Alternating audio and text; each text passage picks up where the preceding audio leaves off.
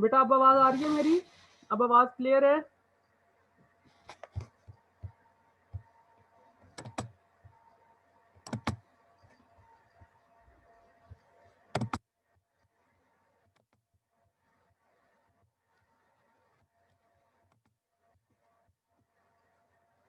All right बेटा, अब ये कुछ टेक्नोलॉजिकल कॉन्स्ट्रेंट्स हैं, इनको बर्दाश्त करना पड़ेगा। हम पाकिस्तान में बैठ के, आपको पता ही है इंटरनेट का, माइट भी इंटरनेट स्टेबिलिटी की वजह से प्रॉब्लम आ रही थी। अच्छा बेटा, चले मैं रिपीट कर देता हूँ ये वाली स्लाइड, और रिकॉर्डिंग भी ऑन कर देते हैं ताकि अगर किसी को क्लियर ना सुनाई दिया जाए तो फिर मैं इसके साथ रिकॉर्डिंग शेयर कर दूंगा। ऑल राइट, ऑलरेडी रिकॉर्डिंग जो है वो इनेबल है।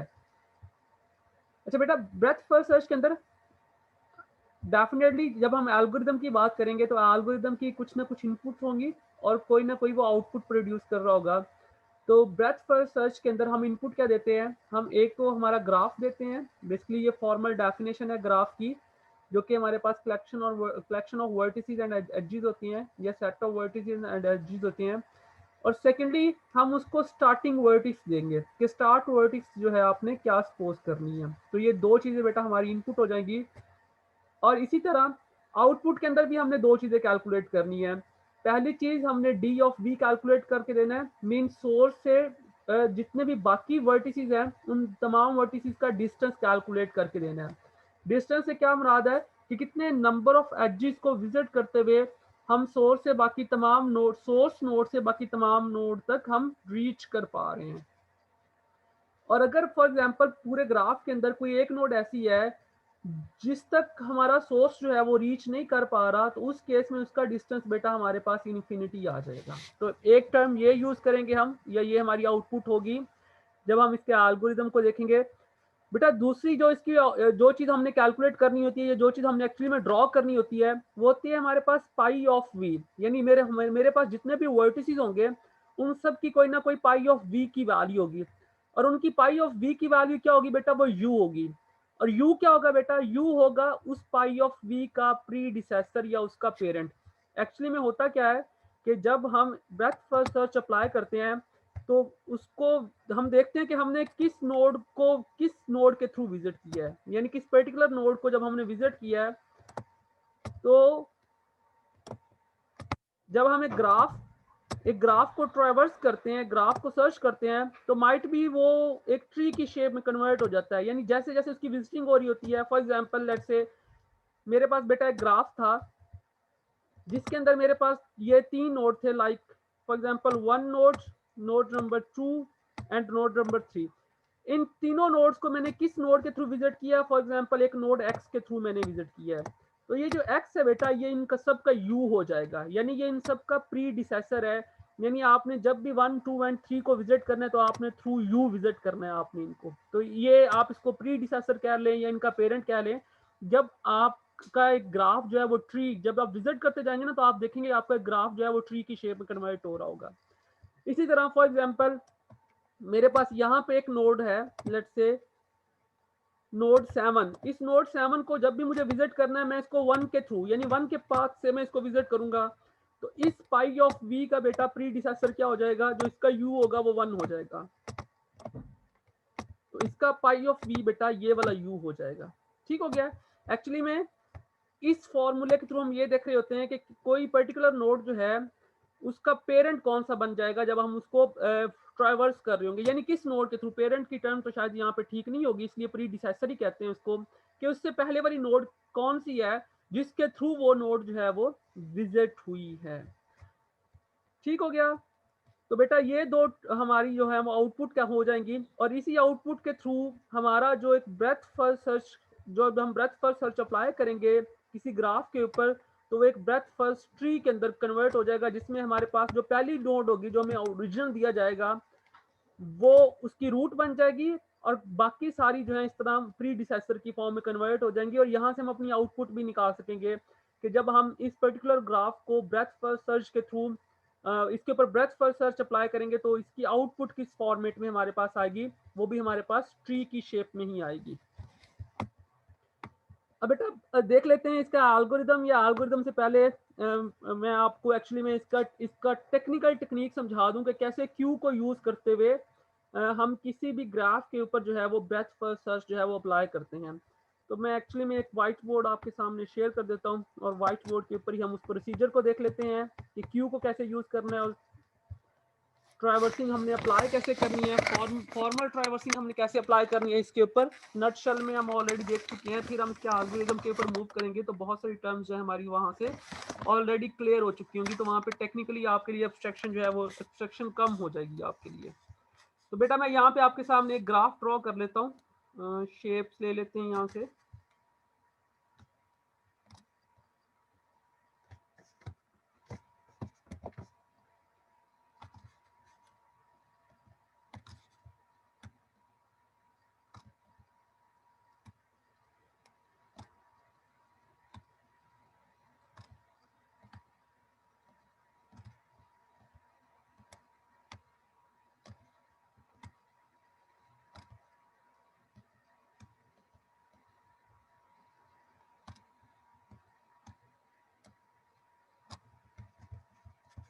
फॉर एग्जाम्पल मेरे पास बेटा ये एक ग्राफ है, ये वर्टिसेस है उसके अंदर और एजेस ड्रॉ कर लेते हैं। हम जो है वो अनडायरेक्टेड ग्राफ ड्रॉ कर लेते हैं। बेसिकली ज़्यादा फर्क नहीं होगा, डायरेक्टेड के अंदर बस हम उसका रिवर्स पाथ सपोज नहीं कर रहे होते।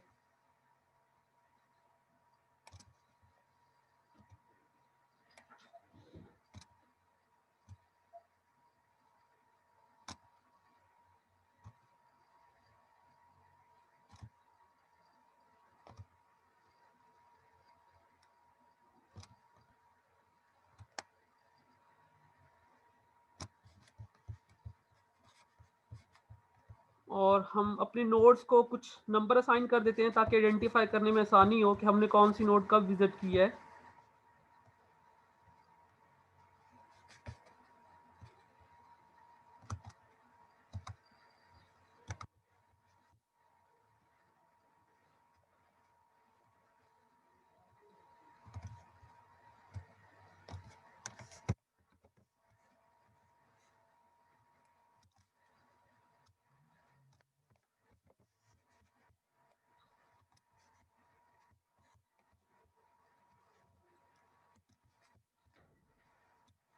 फॉर एग्जांपल ये 1, ये 2, ये 3, हमारा सेशन भी आउट होने वाला है, ये मुझे दोबारा ड्रॉ करना पड़ जाएगा।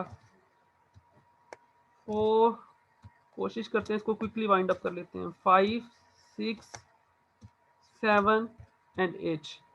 बेटा ये मेरा ग्राफ हो गया। इनपुट्स मेरी क्या होगी, ये ग्राफ जिसके अंदर मेरे पास सेट ऑफ वर्टिसेस है और सेट ऑफ एजेस है।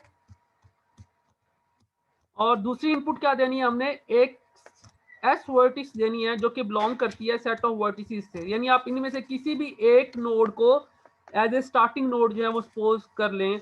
फॉर एग्जांपल हमने इस 1 को एस सपोज कर दिया तो हमारी ये 1 जो है ये स्टार्टिंग नोड कंसीडर कर ली जाएगी। अच्छा बेटा ग्राफ को विजिट्स करने के लिए ना नॉर्मली हम कलर्स यूज करते हैं। आपको कोई से 3 कलर्स रिक्वायर्ड होते हैं क्योंकि आपका जो हर नोड है वो तीनों में से किसी एक स्टेज के ऊपर हमेशा होता है। तो जो नॉर्मल कलर यूज किए जाते हैं एल्गोरिथम्स के अंदर वो है वाइट, ग्रे एंड ब्लैक। जब एक वर्टिक्स जो होती है वो विजिट नहीं हुई होती, वो अनविजिटेड होती है, तो बेटा उसका कलर होता है वाइट। ठीक हो गया। यानी जब तक आप जैसे सपोज कर लें कि ये सारी की सारी वर्टिक्स जो हैं ये वाइट हैं, यानी अभी तक हमने किसी भी वर्टिक्स को विजिट नहीं किया। अच्छा जब कोई वर्टिक्स फर्स्ट टाइम विजिट होती है बेटा तो फिर उसका कलर हम ग्रे कर देते होते हैं कि ये फर्स्ट टाइम विजिट हो चुकी है, लेकिन इसके जितने भी एडजेसेंट वर्टिक्सेस हैं वो अभी विजिट नहीं हुए। जैसे कि मैं इसको विजिट करूं फर्स्ट टाइम तो ये ग्रे हो जाएगी, बट जब तक इसके सारे वर्टिसेस जो हैं वो अनविजिटेड हैं बेटा तब तक ये ग्रे ही रहेगी। फिर जब इस नोड के सारे वर्टिसेस भी विजिट हो जाएंगे तो फिर हम इसका कलर चेंज कर देते हैं ब्लैक। ठीक हो गया। इस तरह कलर्स को यूज करते हुए हम ये मेक श्योर कर रहे होते हैं कि हमारी कौन सी वर्टिसेस जो है वो विजिट हुई हैं या कौन सी वर्टिसेस विजिट नहीं हुई हैं। हम इनको एज ए वेरिएबल भी डिफाइन कर लेते हैं, यानी हम वेरिएबल की फॉर्म में कलर उनको असाइन कर रहे होते हैं जब हम प्रोग्रामिंग की बात करते हैं या हम एल्गोरिथम की बात करते हैं। और इसको इंप्लीमेंट करने के लिए बेटा क्यू को यूज किया जाता है। तो मैं यहाँ पे एक क्यू ड्रॉ कर लेता हूँ, और क्यू में आपको पता है कि आप एलिमेंट जो है आपके पास दो टेम्परेरी वेरिएबल होते हैं, एक फ्रंट के नाम से और एक रेयर के नाम से। और आपके एलिमेंट जो हैं वो इंसर्ट कहाँ से हो रहे होते हैं बेटा? इंसर्ट हो रहे होते हैं रेयर से, और एलिमेंट आपके एग्जिट कहाँ से हो रहे होते हैं? एग्जिट हो रहे होते हैं फ्रंट से। It's something like a Q, जहाँ पे आप फ्रंट से सर्विसेज देते जा रहे हैं और रेयर से जो है आपके पास न्यू वैल्यूज जो है वो इंसर्ट होती हुई आ रही हैं। इसलिए इसको कहते हैं फर्स्ट कम फर्स्ट आउट, जो पहले आएगा वही पहला एलिमेंट जो है वो आउट हो जाएगा।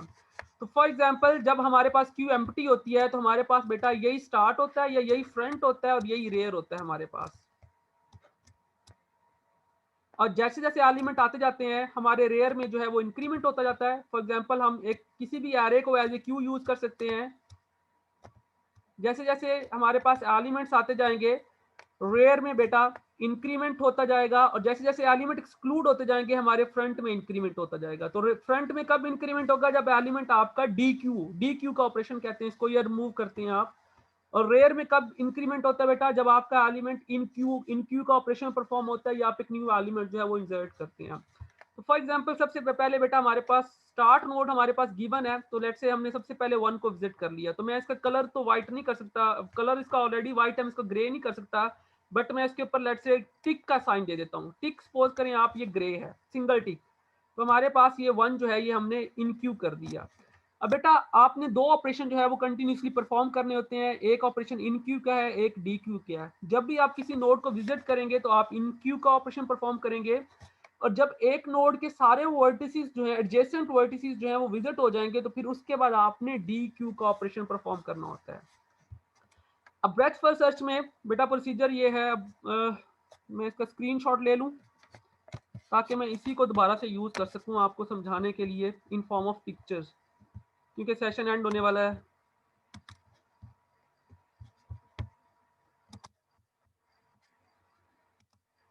ऑलराइट बेटा मैं इसको एंड कर रहा हूँ, आप इसको दोबारा से ज्वाइन कर लें, लास्ट मिनट चल रहा है इसमें इस सेशन का।